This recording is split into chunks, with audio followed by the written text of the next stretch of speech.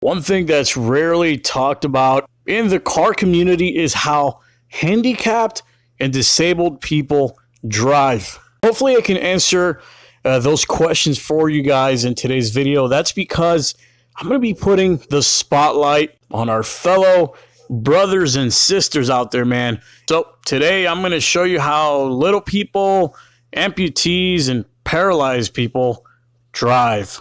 Okay, now to start things off, back in the day, if you were a little person, one of the only options to drive a car was literally by attaching long blocks on your accelerator and brake pedals. A lot has changed since those days, thank God. See, nowadays, a system of levers for the accelerator and the brakes are on the steering column. So they could just use their hands to do what we use our feet to do. Now, these levers, they require custom installation and modification to the accelerator and the brake systems, and they're usually tailor-made for each individual.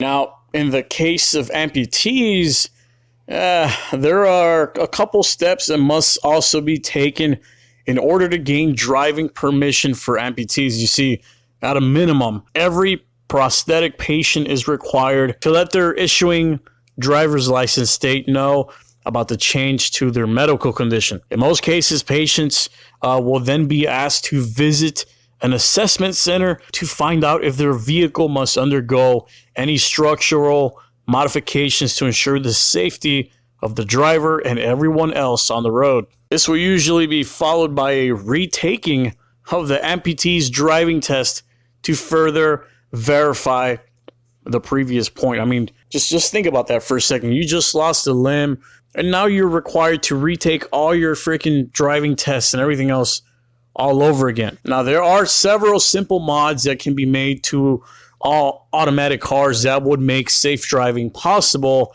For example, various hand controls can be added, like handbrakes, steering knobs, and accelerators. Depending on the location of the affected limb, the gas and brake can be switched to the left side of the floorboard, or the shifter can be moved. Other upgrades can be made to the power steering, make it a little bit easier and smoother to turn.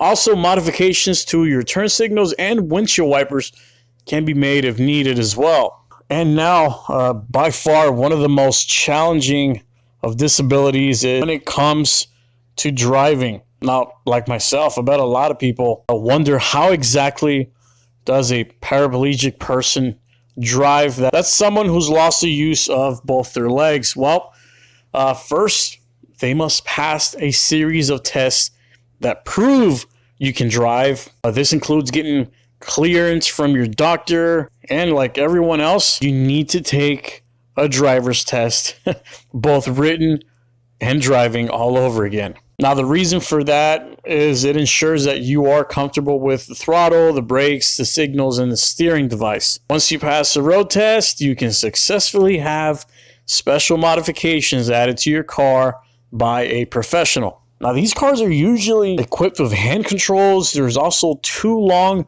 metal poles attached by screws to the brake pedal and the gas pedal. The two poles are then connected by a horizontal metal pole, and the horizontal metal pole attaches underneath the steering wheel. So, to all those disabled people out there behind the wheel, I salute you. Not only did you have to overcome a disability, but then you had to retake the damn test and pass all the driving tests all over again. So for all you lazy bastards out there, think twice before stealing a handicapped parking spot at Walmart next time. I'm grateful you even have the ability to walk your ass to the damn store.